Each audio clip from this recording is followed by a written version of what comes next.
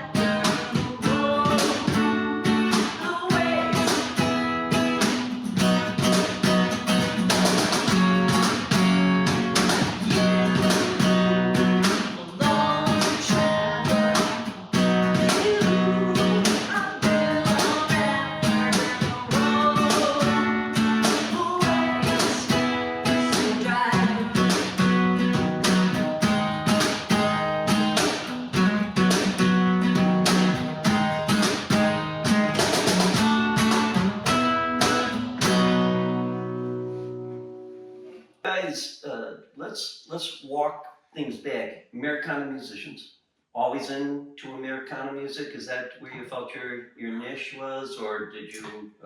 No, I think I grew up with, well, it's really eclectic. My mom was not a musician, but she loved music. Mhm. So she was young when she had me. She was 19. Back then, she was a big fan of Al Green Sure. and Santana, the early Of course. Santana records. So I heard a lot of that. Then, she remarried, we moved to Sweden, and then I heard the music that was popular there, and then she's Polish. I'm making this really confusing, but she's Polish, and she and my grandmother lived together with us. My grandmother didn't speak much besides Polish, so I heard a lot of like old cabaret songs from Poland from the 60s, and How cool is that? surf rock bands from Poland from the 60s, and Chopin. They would have this like radio, and they would try to move the antenna. It was every Saturday. It was a ritual, and they like turn the radio on, move the antenna, and it would pick up a signal. And it was a station in Warsaw, and then you'd hear Chopin, and it was like the theme song, da da da da da da da da da. And Isn't that was that like how our Saturday morning started. That is so cool. So what I'm hearing is eclectic, very eclectic, and that is so important. I think. Very, very eclectic. I just grew up loving everything. Almost everything with no judgment. And then, of course, like in school, as a teenager, I got into a lot of hard rock because the guys in school, they took guitar lessons, and they were in the break room, and they were like, look what I got the new Kiss record, and stuff like that. And I thought, oh, guitar lessons and riffs and like plugging into an amp, that sounds like fun. That's great fun. So I was into that, and then Prince got popular, and I was just swept away. But I love Prince. I mean, Prince, the guitarmanship. Yes, that too. Nuts. Whether it's acoustic or electric, he's great at both. I think there's a video that everybody should see is Prince's solo on "While My Guitar Gently Weeps." Oh yeah. Oh yeah. I mean, it's just most people just kind of a rock star ending too. He just throws his throws guitar it up in the air and walks off. Like what happened to the guitar? Yeah, you're just like, okay, you have done it for everyone. Yeah. I mean, it's just amazing. But it's great to have all those influences. And then what about you, Rich? Yeah, I mean, I grew up with the hard rock kind of influence, but also like a bunch of Tom Petty and jam band stuff, The Dead and Fish and stuff like that. And then after meeting Nikki, really got into like the soul R&B kind of thing. Okay. With Aretha and Al Green and that kind of stuff. And so all that kind of just mashed together into our own thing. And I guess you can call it Americana. The Americana thing, I think that came when we lived in LA. There was a small but very tight-knit, supportive Americana community.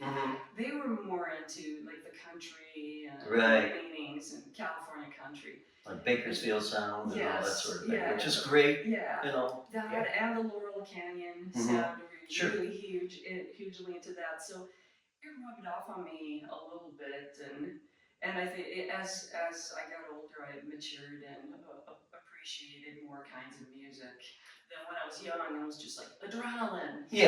I mean, hooks. But you guys, before we go any further, I always like to ask a little bit about the guitarist. The instrument of choice. Is there a special relationship you have with this guitar or no? Yeah, it's pretty much I do have a nylon string guitar. That's my very first guitar, but this is like the one that I write songs on. Okay. And I got it when I lived in New York. I left Sweden when I was 27, and I moved to New York City. And I was quite broke, so I couldn't afford anything fancy. But also, my hands are very small. So they're like, I've had guitar students who are 12 years old and they have bigger hands than I do. Bigger hands than you, yeah. So I was always looking for something that would feel comfortable.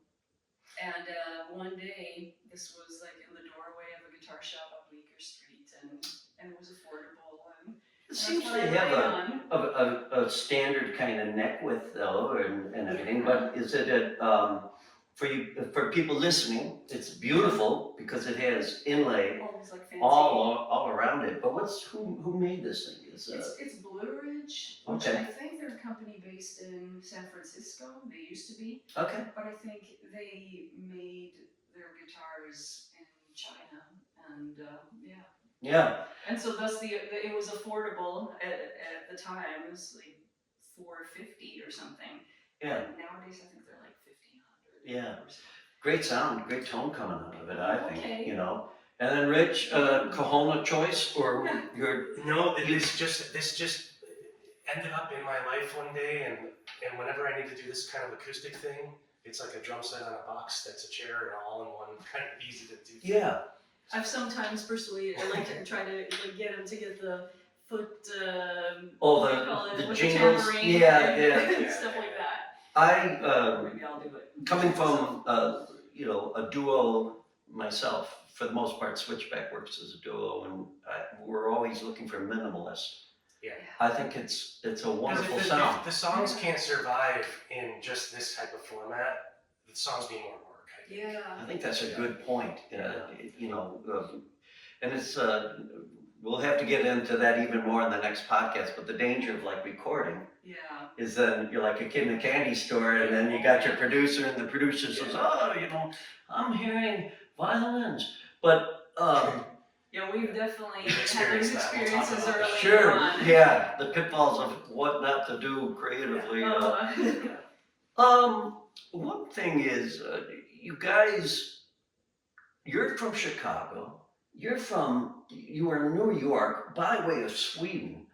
Why LA? I mean, what was it? Is it just a siren song of, hey, every band and musician I know at some point goes out to LA and makes it happen? Was it that kind of thing that brought you together? I'll let you answer and then I'll I mean, I was born and raised here in Chicago, and I think it was the cold winters and my whole life spending in Chicago, and a friend of mine that I was in a band with for many years, Chris Mosman, moved out to LA. I would visit him. I'd spend a month on his couch. We'd play music around town and stuff, and that happened in November, and it happened again in February, and I flew home to a snowstorm. The plane couldn't even land. I had to go to Milwaukee, and then I was like, no, we actually can land. They're opening one runway. And I was like, man, I was on the beach this morning, looking up at the palm trees. And so I just kind of had it set in my head, like, I want to get to LA. I want to be by the ocean. I want to be under a palm tree. And I did it. And I spent 18 years there. 18 years in LA. Yeah. And you came over there and... so I was born in LA, but then there's like this, 20 years in Sweden, and then I went to New York because I thought New York was like what attracted me then. But then what happened was I was invited to the NAMM show, that music, for those who don't know, it's like music instrument trade show, the big ones outside of LA. And I met Rich, and it's not the most romantic setting. NAMM is a carnival. It's like Fellini-esque. It's characters, and it's a total zoo. It's very large, very loud. But we met there, and we had like a long-distance relationship. You in LA, me in New York. We visited each other a few times, racked up a large phone bill. Yeah, a lot of phone calls. And Is that so? 6 months you later. You encouraged her, obviously, to come back home, really, since that was where you were born. I think it just kind of happened. Like, we were trying to visit each other, but neither of us had any money, so it was really difficult to fly to New York or fly to LA. Yeah. We did it. We managed to do it, and then one day, 6 months into our relationship, Nikki's like, let's go and buy a one-way ticket, and she sent me home with her Telecaster. That's like a hostage taking thing. I knew it was serious at that moment because I flew that guitar home. Oh my God, that's so funny. I was joking. A month later or something. She would ship these boxes from New York to LA. Like you can scrounge up enough money to like ship one more box. So. Amazingly enough, because it was like really tough to get work. I was trying to get guitar students and temp jobs. As soon as I bought that ticket to LA, suddenly there were like temp jobs galore, and I had just enough money every week to send Interesting. a box with some stuff So a little, to LA. it's, So, it's working when, you're yeah, on the if right it's the right path, I thing. guess, when things come up like that. And that was 19 years ago, so. Were you in music at this point? Oh, yeah. So you were drumming and. Yeah, I've been playing since I was 10. Okay. So I've been in bands since, around that age, really. So you have this romance going, which is cool. You're slowly moving in. My telly's lived with him longer than I have. I like that. I think that's a very trusting gesture. I think, anybody that's a musician, would say, "My God, she gave him her telly." That's like, but Only electric You're one and guitar. only electric guitar. Yeah. It's a big deal. well, when was it then that you guys were like, "Hey, this is getting serious. We better form a band." Right away. From the start. On one of the visits, I had a little home recording setup, and Yeah. I was recording with Nikki doing Yeah. a solo acoustic songwriter thing. And Yeah, we started doing that, and then I think I've always been like a education geek. I teach, but I love taking lessons. They kind of energize me. And at UCLA, there was a class in music production, and the guy, he brought guests every week, and one of them, the guests was Dabo Toromiro, who was a music director for Stevie Wonder and Lauryn Hill at the time. And he's like this multi-instrumentalist from Nigeria, and now he writes music with everybody. He's like Andrea Wonderful Bocelli to John Legend to, he's like on everything.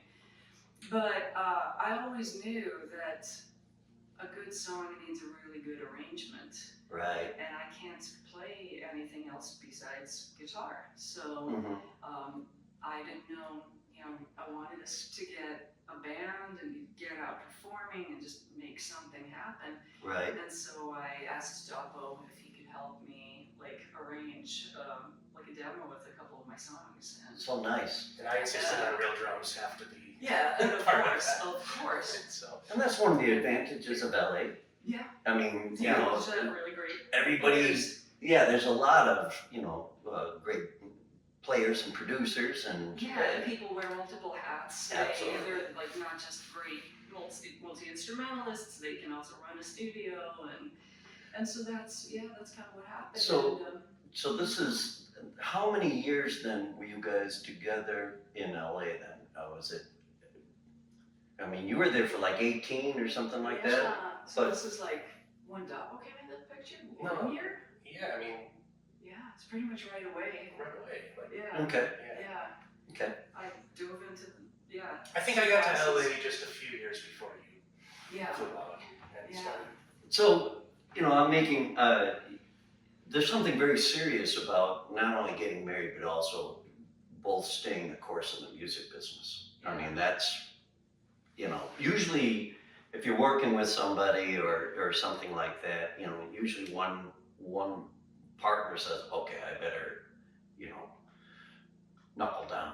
Yeah. But was that something that you guys discussed? Did you just say, we're gonna make this happen regardless? And then did the marriage proposal come after that? Or was it the sort of thing like, hey, let's get married, and while we're at it, we'll keep this band going and just see where it goes? For me, music's always been part of the game, part of life, and so I don't feel balanced unless I have some music, and then I'm probably a little more into the stability kind of thing, and You're a Midwesterner, you have to be, it's in your DNA. Which he left the Midwest for that reason. Right. It's true. It's true. But no, it's true, and I'm the one who has taken crazy chances. I'm gonna leave Sweden with barely any money and go to New York City. Part of my move to LA too is I realized that I could work in the music business in a different area.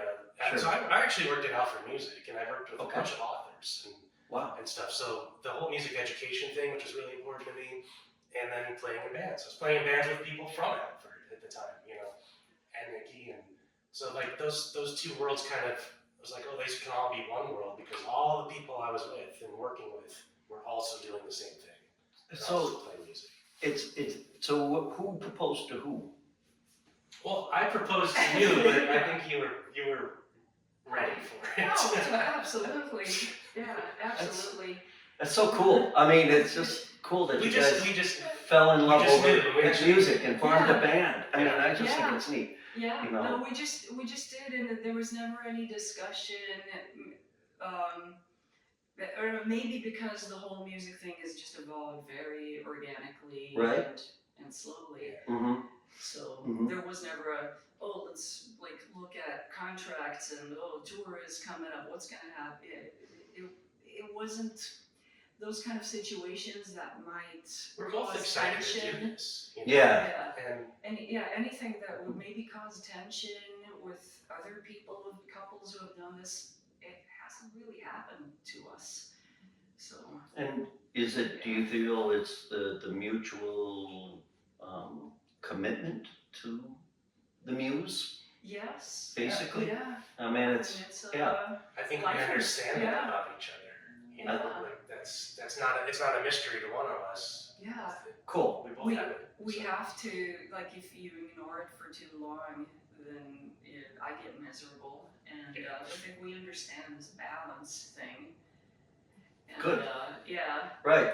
I know we're Libras. I don't know. Yeah. Oh. I don't believe so much in astrology. You know, I haven't but done the anything scales. really yet with the podcast about zodiac signs Zodiac and signs. music, but that might be a Well, good angle. But Do let's you- say balancing, like Yeah. balancing So life. hopefully, We're both very acutely in tune. If something goes off balance, or sometimes when you release an album, it can be very, very intense with like press and publicity, and it gobbles up your life, and then you have to find time for each other and not just talk about like well, let's have you guys do another song, and I'm going to even step away just so I can, when I edit this, I'll get more of you guys and less of my niece.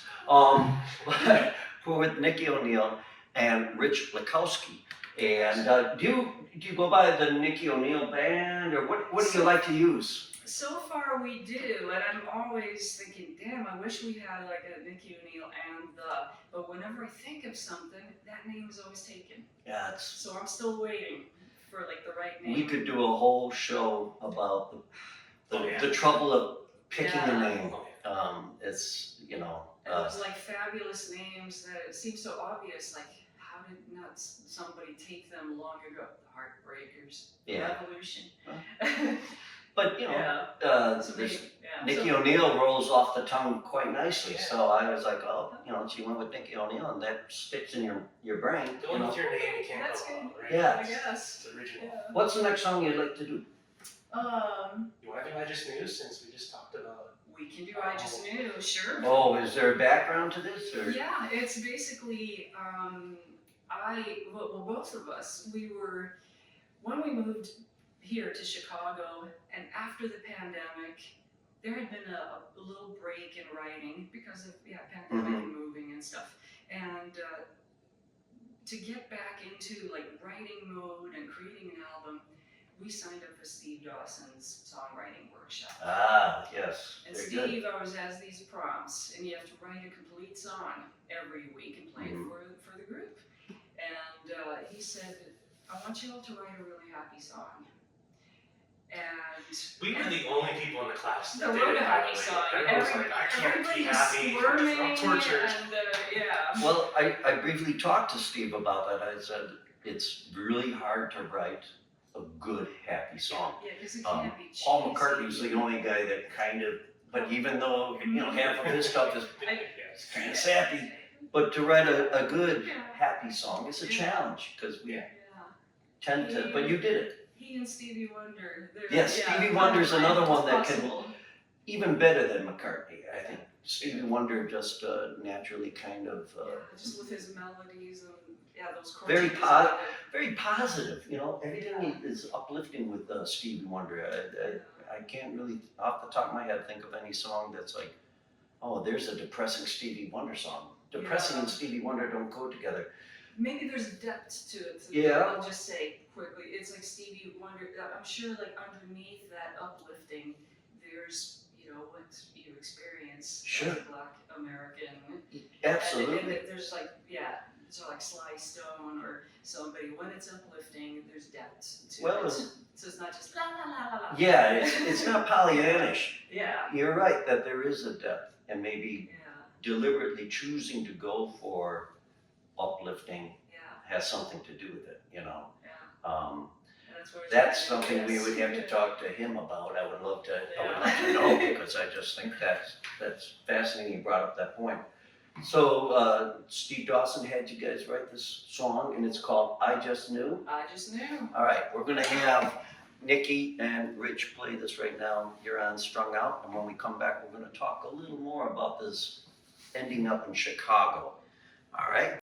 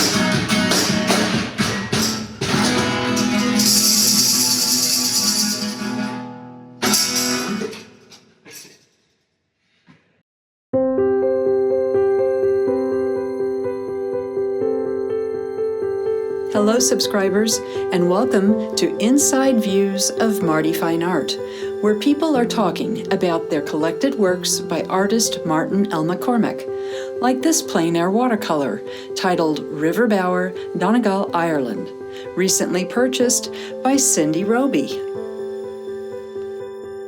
Our trip to Ireland was such a gift. Even more so is the forever reminder of the trip we had through Marty's painting, River Bower, Donegal. It is a beautiful rendition of a path we actually had the pleasure of walking. Marty masterfully captured the light through the trees, the gentle breeze, and the brilliance of the fall-colored leaves. It truly embodies the peace and tranquility of Ireland. We will remember it always, along with the friendships made and the memories that this unforgettable painting inspires. Thank you for supporting Marty Fine Art, Cindy. Additional originals and prints and merchandise of all of Marty's art can be purchased at martinmccormick.com.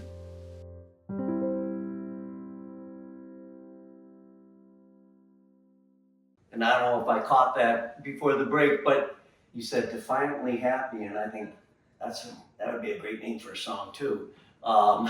It's funny because there's people have reviewed the album, and some have said even the songs that are serious have like an upbeat thing. And one guy said, I don't know if I can handle all the positive message or the upbeatness, but I'm a grumpy guy and maybe I need to know that life is like something is possible. If he only knew how much melancholy those songs are coming out of.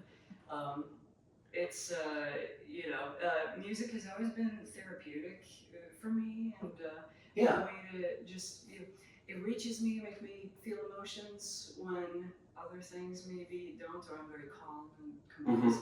Detached, and music kind of Again, I lets think me feel. we were talking about a little bit, with Stevie Wonder, and nobody I think walks around going, man, I'm happy all the time, Yeah, probably not. But the challenge is, as a songwriter, as an artist, we have an obligation to some degree to try to lift people's spirits. At least that's what you would like to think, the majority of singer-songwriters.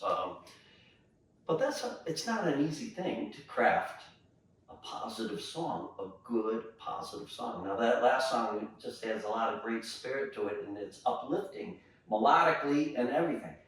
It's like good old, American pop in a lot of ways, and I like that. I just think, wow, that's it's hard to pull those things off, I think, so Thank you. kudos to you, All right. and it was very cute to see you guys looking at each other too. I like that, I think of all the great, couples that have, performed together and there's that kind of energy. People like seeing that as well, It seems like because we opened for Aylin Jewel at the Old Town School in Moore Hall. Beautiful stage. It was such a treat to do that. But there were many people who came up to us and they said, "Oh, we liked how you looked at each other," and chemistry, whatever kind. If it's good chemistry, then It's ours happens to be romantic. It's so natural. We just lock in, and everything else just kind of melts away. We have to remind ourselves sometimes, like there's an audience. But I think it's not just romantic chemistry. It's like happy to, this sounds good. We're looking at it. I can see that. So, I guess that's what I'm, there's a playfulness between the two of you guys that are like, that's enjoyable to see as somebody observing you. People want that success. I guess they want that in their life too, so to have that happen is really cool, I think. What brought you back to Chicago then, or for you, your first time coming here? What was the decision behind that? I always liked coming to Chicago. I think I was drawn to the city, and I always will love being in cities with their, not homogenous population, but people from all over the world. I like that. I liked coming here and visiting. When we went to visit your family, your parents, and as much as I love LA, the nature of California, the road trips, the national parks, it's fantastic. But I was up for being someplace else. And you'd think my family's here. I wanted to be back with them. Right. But Nikki was the one that was like, I'm sitting under a palm tree by my beach. I'm like, this is hard to leave. Right. Even for family. Right.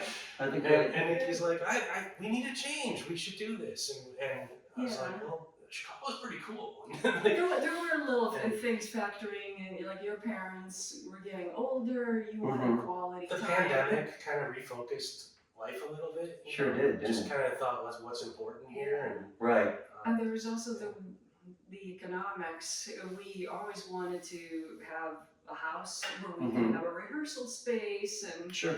Rich could do like woodwork and stuff like that. And LA is just always out of reach. Whenever we like saved up, then it was like, And that's a real problem with California right now. I mean, it's just we did the Cost compact of living living. for so long, and had rehearsal space. all we wanted to do, we had a rehearsal space that we were renting. With a metal band and a DJ on like both sides. Gotta love it.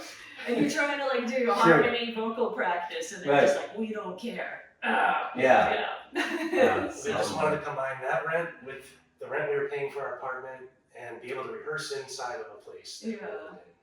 That's couldn't make it the happen. pandemic kind of brought everything to a point where it was like, okay, by the time, if we buy a condo or something, it's still going to be too tight and too small, and we can't have a rehearsal space. By the time you could sell a condo, your parents are going to be in their mid-80s, and that was like a reality check.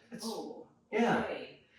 Well, a lot of musicians, lifers like yourselves. Yeah. I mean, those are the things you have to kind of take into consideration that other professions.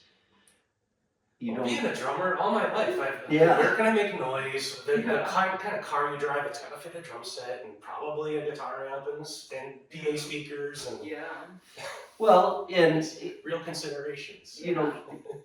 with your family being here and everything like that, that's nice. But Chicago does serve as a wonderful hub for touring, I think. I mean, everything seems much easier than California. You've probably had experiences touring all over the place. Sure, I was just out in Banning a couple of weeks ago. I mean, it's a 26-hour drive. I can't trying to remember how long of a haul it is from here to get out to California, and we've done it, but it's so much easier to fly. And any surprises? You have a beautiful home. You're in a real cool part of the Chicago area, and you're not too far from where I live in Rogers Park with the diversity. Yeah. That kind of cultural. Yeah, it's stuff, so close. Yeah. But do you feel like this is home for you, both of you guys, or is this like, it's just in another 7 years, are we going to hear that you guys, Yeah, I was worried that maybe I would have that kind of thing, because like this eternal gypsy. But I actually feel really at home here. I like it. Mm-hmm. Yeah, it's I don't know, resonates with my vibe. So When you're not playing guitar, Nikki, do you like to garden, or is there some other kind of thing that you do that the world should know about? We both have a thing where we've done it for the last 6 years. We explore the food and the music of the world in alphabetical order, all the world's countries. Just to randomize it. We got a little bored of LA after a while. Nikki was like, there's nothing to do here. I'm like, we're in Los Angeles. Of course there's stuff to do here. Yeah. We're doing the same things over and over again. So Right. we get out of our rut. Yeah. And this was just a way to, it started with the letter A. Afghanistan was the first country. Well, I've never had food from Afghanistan. I don't know what the music sounds like in it. Yeah. So we just started going to Wikipedia and YouTube and going to a restaurant that had that kind of stuff, or see a band that's playing that type of music. That's a great idea. And it's wonderful, and it's like you're never bored, because we can always like, what's the next country? Yeah, how far? We're 120 countries in. 120 countries in. It's taken us 6 years to get that far. Have you done anything to write this down, or are you guys going to turn this into a book or something? Everyone asks well, I mean, that's a lot of effort. You all people, I guess as somebody, I would be like, oh man, how am I gonna memorialize this? Yeah, no, I do posts on my personal the best way- Facebook page. Follow Nikki's Facebook page because it's Okay. all on there, Yeah, and it happens very randomly. We just had like 4 months off because we were releasing an album. yeah, so Doing we have no countries. time. Now Yeah. we're on the We did Maldives. we did Malaysia, now we're in the Maldives. Sometimes we bring friends and join us. Do you travel to these destinations, or do you? I wish. do you- Yeah, But- we wish. I mean, We've not- been to some. You know. Yeah, I mean, like, But- not every destination is going to be welcoming, Yeah. maybe Uh-huh. even less so now, if we can't get to Canada. Oh, yeah. But that being said, now you're in a spot where, You can I mean, almost like yeah. any cuisine, and if you can't get the country per se because they don't have enough of a population or a restaurant, you can always check. There's the region, yeah, and if it's totally impossible, we try to cook ourselves, and then God knows how close we get to the authentic flavor. Probably not, but it's really fun doing We it. try and so if you go, I'm gonna be putting Nikki's website in here, but also you can connect to your Facebook page through your website. Yeah, you could do a friend request because it's my personal Facebook page. Okay. But yeah. How cool, are we, am I going to hear in like another year that you guys are doing concerts and cookouts or something like that? Cuisine and concert? I mean, cool. Yeah. which brings me to another thing. You're with a label. Yeah. Labels always, it's kind of like having that parent that kind of says, okay, when's the next album? Mm-hmm. I don't know what kind of relationship you have Yeah. with the label, but how's that going with It's touring? funny to with, really like that. The Mhm. label is owned by Amanda Mosher and Eric Craig, another couple They're- who plays music together. Yeah, and they're in Los Angeles, and it's grown. Now it's about 23 or 25 artists. Uh-huh. Mostly from California, but some from Nashville, because they kind of do a lot of traveling back and forth Okay. there. And it's very open. It's almost like an artist collective, I would say. Okay. So Sure. it's like you record what you want, but you got to get a publicist, you fund that kind of stuff, and So you It's- carry some weight. So, Yeah. you get your publicist, what about like production of the albums and stuff like that? No, we financed it ourselves. Wow. Luckily enough, this year, and this was thanks to an artist here in Chicago, Naomi Ashley. She told us about the Illinois Arts Council. Ah. Like, do you know that they have grants?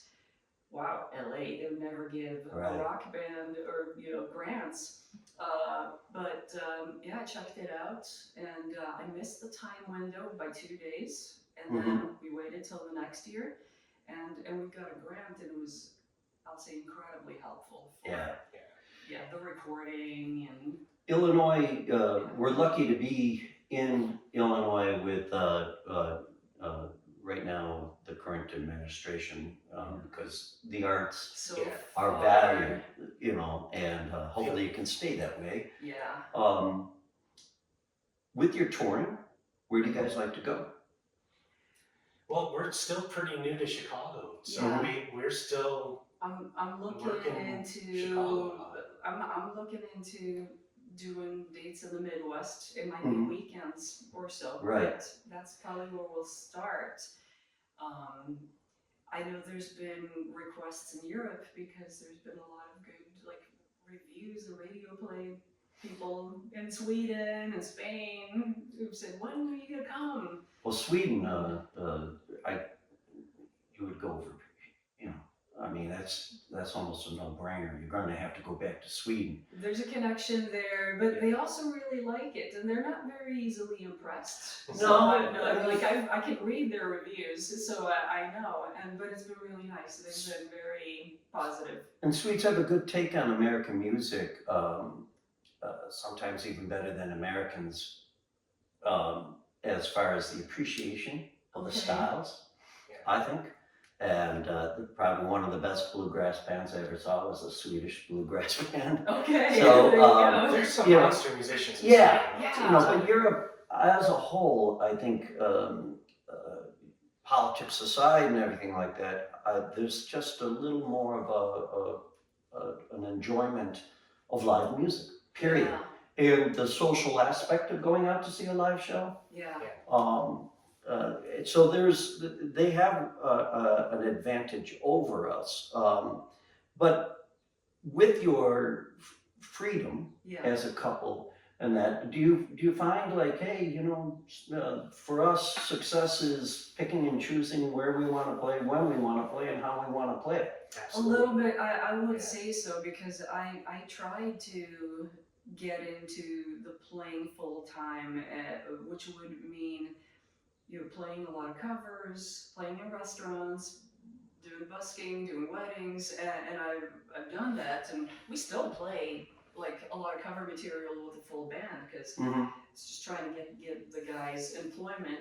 Sure. Like they're full timers, and so you know, 3-hour show, you gotta play covers. But I'm trying to, I don't know. But we still play the covers that move us. And you they're not do the it. big hits usually. Yeah, They're we kind of don't. eclectic. Yeah, we don't do the top Well, 40 thing, and sure. and I did tributes and things like that, and after a few shows in, I was just like, this is not what I'm supposed to do with Right. life.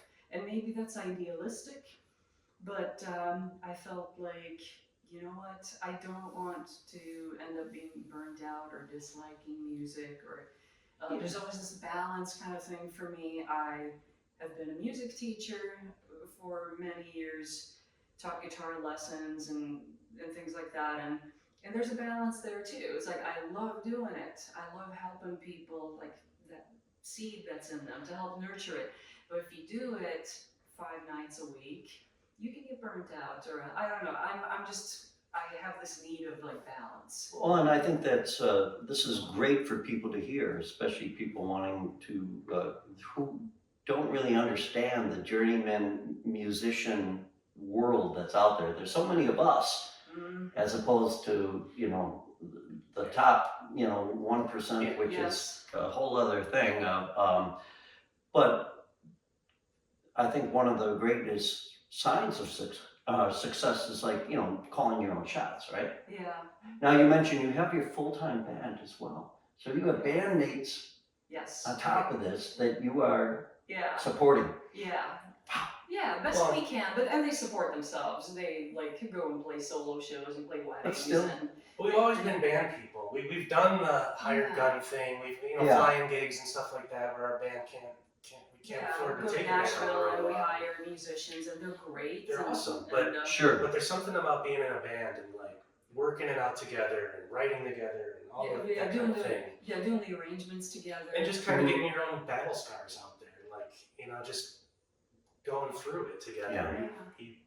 Yeah. I like what you said, And- because I and- think that it's true, so true. But it is a balance, like finding, you know, if you are doing day jobs in order to play what you want, so like where you want, when you want and stuff. So the day job thing, I mean, it's taken me a lot of experimentation to find stuff that wouldn't drain me, or stuff where you're like, worked in the music business, like publishing, a lot of like bitter, burnt out musicians. That was not fun to be around. Sure. It's better to be a teacher. And Yeah, no, you know, absolutely. for me, Mhm. but I've done some freelance writing. I used to do it very actively, and then I actually used to support myself doing that in New York until I interviewed Neil Young, and we had a great conversation about music, and I'm like, what the hell am I doing? I need to like be serious about making my own music. So that Mhm. there's always that, don't like fall Is that too what much he into gave the- you, basically? Mhm, Was that yeah. the Yeah. advice? Do your Yeah. own thing, and He didn't even say it. It was just kind of my thoughts. He is It's like, it. yeah, yeah, because he is so creative and like Yeah. always throws himself into the next creative project. He just like lives in Mhm. this creative vessel, or like Mhm. and so that made me think to be careful not to do too much like work that's on the business side, or maybe also it depends who you work with. Yeah. If people are bitter or toxic, or so Right. It's taken some experimentation and Sure. find things. Are you coming to a point in both of your marriage, your musical career, and lives where you're like, we're at we know what it's like to tour, we know what it's like to produce, we know what it's like to write songs, and we can dispense this knowledge. Do you feel like you're kind of hitting the mentor stage of music? Because I think musicians at some level do, that where they feel like, what's my legacy? Yeah. Well, Yes. I guess I try to do it as a teacher. Okay. I guess as a guitar teacher at the Old Town School. So Okay. I teach people there. Every now and then I've written articles. I wrote a book, a guitar book. It was like Women's Road to Rock Guitar. Not necessarily just for women, but the publishing company, they wanted that angle. Sure. But it was like, help people if they want to get into playing, but they're intimidated by the whole jargon, guitar jargon and pedals and all the gear stuff. Right. So I tried to do something to encourage. And you've written drum books. Yeah, similar. I've written about 10 music instruction books for drumming. So there you are. Video series and That's stuff probably like that. the legacy thing. I still feel like there's more to explore with this whole world of music. Each album does feel like a milestone of like, this is what this is the flag we're able to plant like this time. Yeah, and there's like, okay, here's like the touring experience, or here. I think it's still growing. It might not be in massive leaps and bounds, or whatever, I don't know, the industry defines as success. Well, the industry has its definition of success. And it's not necessarily our definition. Right. Yeah. So why don't we... it's nice to experience that success every now and then. Yeah, well, are you allowed even to experience that success? I think that's kind of where the industry has gone, over the last 40 or so years. It's just that it's become, very much a guarded area of managing artists and even, creating artists and, everything is. Manufacturing artists. So, and when you have agencies like ASCAP that I belong to, or, Me too, us too. Well, when they're actively like calling places and saying, you pay us a license or we're going to shut your coffee house down. And that's the incubation pond for all these tadpoles, where they're going to become, that's a difficult thing for us, I think, as, working musicians. True. But I want you guys to do one more song. Okay. And I have a couple thoughts that popped into my head. First is the question, what kind of woodworking are you doing, Rich? The world wants to know. What? I grew up doing that. My dad was always working on projects with wood and building houses and stuff. Oh, wow. Remodeling kitchens, anything like that. But you've made some of the tables around the house, the little tables and a bench in the hallway. Awesome. Fantastic. One of the first things when we moved in here, my dad gave me all the tools, all the power tools that he had and used, and it's the only thing I ever used since I was like just big. Wow. And we made a bench together in the front hallway. How cool is that? You mean Nikki has not come to you and said, see this guitar? Luthier. It's like guitar cutting boards, things like that. I knew it. Yeah, you've done cutting boards. Actually, Ron Dennis has asked us to make some guitar bodies, and Ron Manis, he works at Alfred Publishing, and we sent you made him a cutting board, and he in the shape of a guitar, and he's like, if you send me an actual guitar body, I'll put a neck on it, and so we're Frankenstein it. Well, maybe we tossed it around. it's funny how, things move, in your career, right? Well, things inspire. Like you were asking about the cooking and the exploring countries. I think it all kind of, you gotta have something to write songs about. So, or something that stimulates your imagination and your thoughts. So, Or gets you out of your rut. Yeah, Or get gets you out see of something else. that's very, very much, important. Yeah. Well, pick a song, and I want to thank you guys. We're going to carry on with the next interview, where we're going to dive a little more into the creative elements of your songwriting, and you guys get to play Neil Young to people who are out there wondering how can they make this happen. And what a wonderful thing to have you guys here in Chicago, because Chicago needs this kind of positive energy. So, I think you also have something to teach, how to make it in music as a married couple, because financially we're not in the most lucrative business. I hate to break it to you folks, but that's it. It's so difficult, right? To try to carve out a living, but you guys literally are carving out a living. Or we're carving out a life. Mm-hmm. Yeah. Carving out a life. I like that even better, because it is really creating a life for yourself that you. And I was going to say, what's your definition of success? But it sounds to me like you just kind of gave me, carving out a life for yourselves. I had friends who would say they were really good writers and they had this book project they were working on, and well, I'm gonna wait until I'm gonna rent this log cabin and I'm gonna go in there and I'm gonna write, and that that's not how it works. No. And you can have day jobs. I mean, I don't always love it. Right. I'd rather be touring and stuff. Sure. But if it's something that feels meaningful and it's not draining, you can absolutely have a very active life in music where songwriting's at the forefront, there are gigs, and You make it work. Community you make it work. Yeah.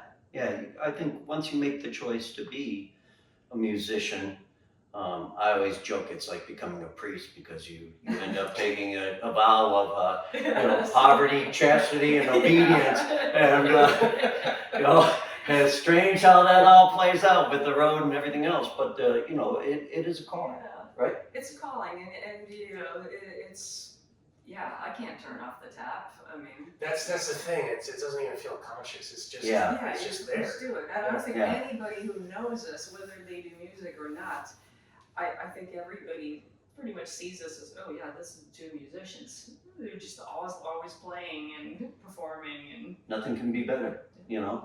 Well, Nikki O'Neill, Rich Lackowski, they're going to play us out for this podcast, and I want to thank you guys for tuning in. And as always, we were going to keep things rolling, but let's listen to these two fine musicians.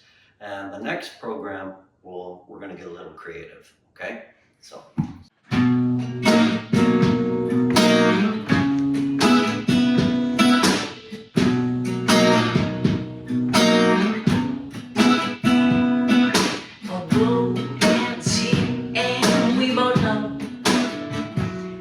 Gonna change direction.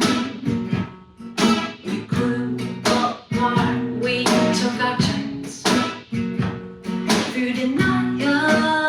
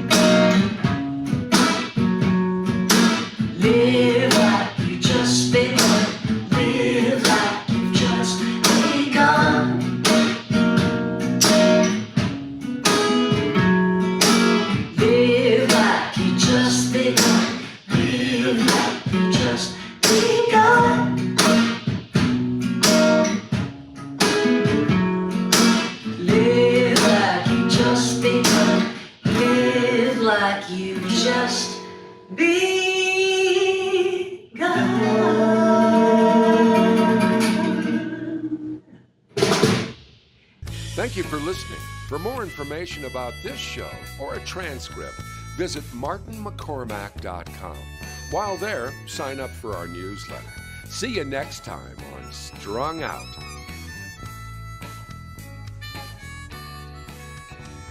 It's all so wrong, this pain we feel makes no sense at all.